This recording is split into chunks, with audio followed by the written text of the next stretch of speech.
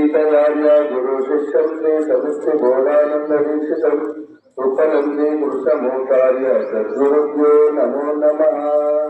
జై బోలో సద్గురు ప్రభు మహారాజ్ కి జై.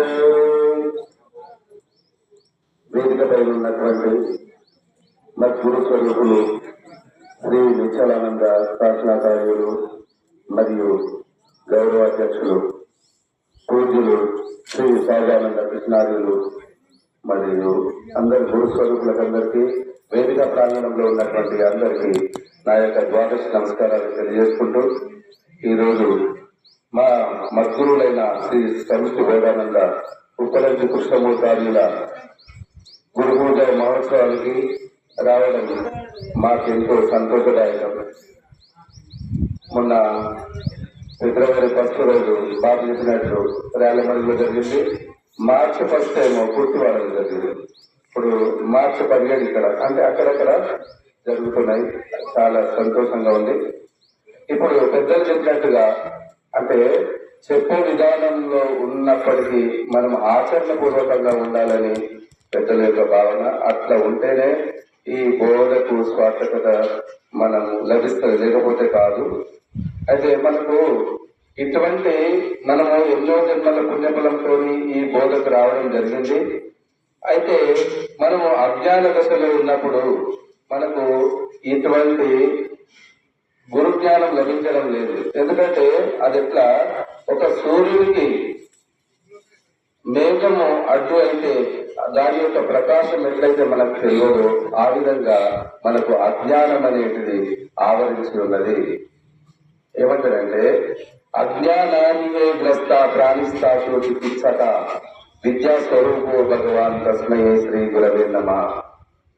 అయితే ఈ అజ్ఞానం అనేటిది దానితో ఆవరించి ఆ సర్పం అనేది మనకు మింగి ఉన్నదట.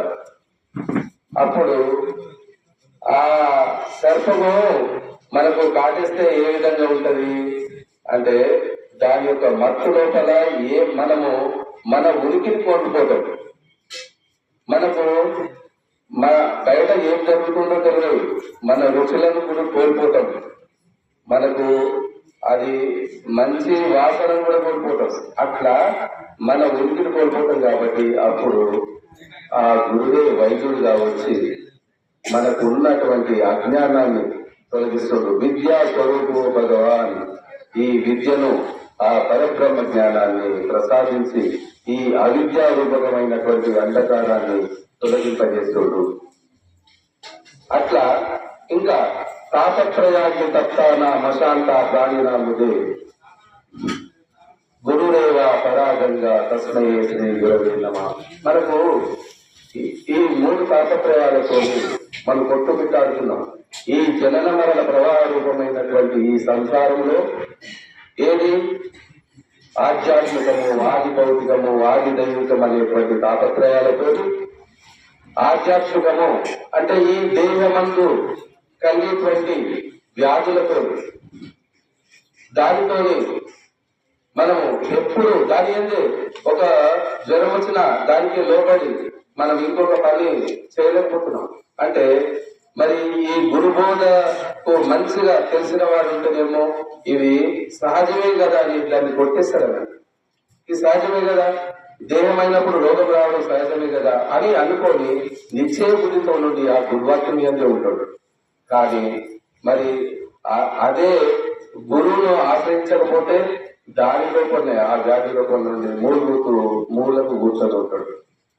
ఆ ఒక గురువు దగ్గరికి పోయినటువంటి శిష్యుడు ఎట్లా ఉంటాడు, ఆశ్రయించకపోయినటువంటి వాడు ఎట్లా ఉంటాడు, చూడు ఎంత తేడా ఉంటాడు. అయితే మనం ఆది భౌతికము మనకు ఇతరమైనటువంటి జీవులతోని ఏదైనా కావచ్చు, ఇతరమైన జీవులు దాంతో బాధపడుతున్నాం.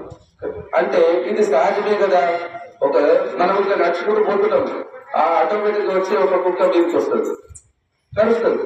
అది మనది ఏదో ఇది సహజంగా భావించి అంతా గురువు యొక్క కరుణ అనుకొని భావించి దాన్ని దాటుకుంటూ పోయి ఆ గురువాక్యంలో కొన్ని నిశ్చయ బుద్ధితో కలిగి ఉండాలి అని చెప్తున్నమాట. మరి ఆది దైవికము మనకు ఇప్పుడు ప్రకృతి సంబంధమైనటువంటి ఈ తాపం ఏంటంటే సునామీలు గాని, వానలు గాని, మరి వడగళ్ళు గాని. మనకు నిన్న గురు పూజ కంటే మాకు అక్కడ పూజ జరిగిన చోటు వర్షం లేదు. ఇంకొక ఊరి లోపల దగ్గరనే వర్షము వడగళ్ళు ఫుల్ ఇష్టపడ్డాయి. అంటే వీళ్ళు వర్షం వచ్చే సూచన ఉందని తొందరగా లఘు చేద్దామని అంటారు. అంటే నేను ఏదేమైనా కానీ గురు పూజ మాత్రం ఆపోదు. అంటే అక్కడ ఒక వర్షం కూడా పడ్డది ఇట్లా. అంటే మనకు అంత నిశ్చయ బుద్ధి కలిగి ఉండాలి. ఒక పడుతుంది మనకి జలసేపు తడిచిపోతామేమో, కానీ పూజ మధ్యలో మాత్రం ఆపేయద్దు అని సంకల్పం మాది. అంటే మరి గురువు గారి అనుగ్రహం కూడా అట్లా ఉంది. మనం నిశ్చయ బుద్ధితోనే ఉంటే, దాని మీద మనము లక్ష్యం ఉంటే మనకు అనుగ్రహం తప్పక ఉంటుంది. అట్లా ఈ 3 తాపత్రయాలకు లోను కాకుండా ఈ ఇందులో ఉన్నటువంటి తాపం చేసేటువంటి నరునికి, శిష్యునికి ఆయన గురుదేవ పరాగంగా ఆ గంగ రూపకంగా మనకు జ్ఞానాన్ని ప్రసాదించి వీటి లోపడకుండా మనకు రక్షిస్తున్నాడు. సంసార వృక్ష బారుడ పతంతి నరకాలవే ఎస్తానుద్దరతే సర్వాన్ తస్మై శ్రీ గురవే నమః. ఈ సంసారం అనేటువంటి వృక్షమును ఈ జీవులన్నీ ఎక్కి ఉన్నాయి. ఆ సంసారం అనే సముద్రము ఆ చెట్టు రేఖలు ఎప్పుడు అంటే అన్ని ఆవరించి ఒక దిక్కు ముసళ్ళు, పాములు ఇట్లాంటివన్నీ లోపల ఎన్ని ఉంటాయి. అవన్నీ విని చూద్దామని చూస్తున్నాయి. కానీ మన గురువు ఎంత దయాసాగరుడు, ఎంత కరుణామూర్తి. మనము ఆయన యొక్క వాక్యము తలచినంత మాత్రాన్ని ఇట్లా ఎత్తి రక్షిస్తున్నాడు. చేతి మీద తీసుకుపోయి నిన్న ఆవబోటుకు తీర్చి మనల్ని రక్షిస్తున్నాడు. అటువంటి గురువు గారికి మనము ఎంత శరణాగతి కలిగి ఉండాలి. ఇప్పుడు శరణాగతి గురించి అయినా చెప్పింది కదా. శరణాగతి అంటే సరెండర్, నాకు ఏమాత్రము లేదు, స్వతంత్రత భావం నుంచి పరతంత్రత భావం కలిగి ఉండాలి.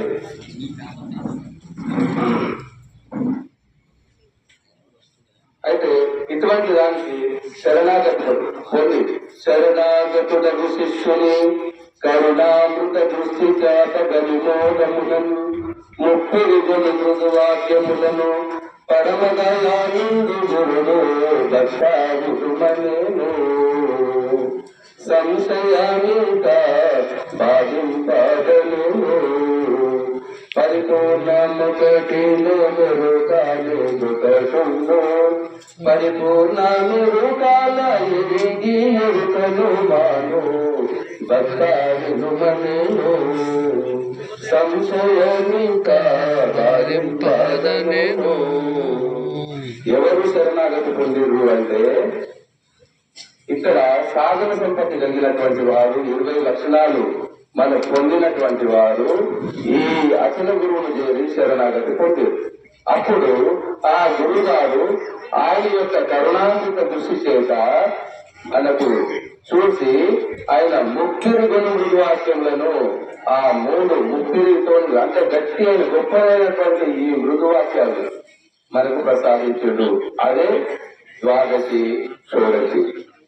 అయితే ఇవి రెండుటిది, ద్వాదశి అంటే ఏంటిది, షోడశి అంటే ఏంటిది అని బాగా విచారించి, గురు ద్వారా విచారించి, ఇవి దేని ద్వారా అయితే విచారిస్తున్నావో ఆ దాన్ని లేకుండా చేసుకోవడమే ఈ బోధ యొక్క ఫలితం. అయితే ఇంకా ఏమంటుందంటే మొదల చలము జరిగించదా విదితముగా లేని ఎరుక వివరించు పైను తొలగెరుకలు వినిపించదా మదిలో నా మాట నమ్మి మరి వింటేవేంటి చంచల బుద్ధి మానుంటేవేంటి పరుగురు నిన్ను దూసి బలసే బాసి త్రోవ ఎదురు లేదనే తప్పు ఇదిగోనే చేసేదా మరి వింటేవేంటి చంచల బుద్ధి మానుంటేవేంటి. మనకు ఈ స్థితి అంటే సాధన సంపత్తి కలిగినటువంటి శిష్యులకి మొదలు గురువు గారు మొదలటం ధరించదా అన్నాడు. అందుకే ఇది అందరికీ కాదు. మనకు ఇప్పుడు ఇంతకుముందు మన మాణిపేట అన్నయ్య గారు చెప్పిండు, ఆ శేషమ్మ పాటల పడ అది క్రమ పద్ధతిగా నేర్పేటువంటిది. కానీ ఇక్కడ అన్ని పొందినటువంటి కలిగినటువంటి సాధన సంపత్తి కలిగినటువంటి శిష్యుడికి మొదల చదువు నిర్మించదా విదితముగా లేని ఎరుక వివరించు భయం తుదపెరుకను నిర్మించదా.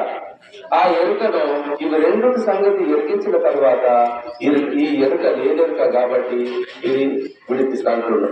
అది ఎట్లా చంచల బుద్ధి మానుటివేని మన యొక్క చంచలత్వము ఉడిగిపోతే మనకు అహంభావం లేకుంటే నేననేది అహంభావం లేకుంటే అయినప్పుడు చంచల బుద్ధి మానుటివేని అప్పుడు పలువురు నిన్ను చూసి దాని శబాసింద్రోవా ఎదురు లేనట్టు ఇదిగో నేను చేసేదా.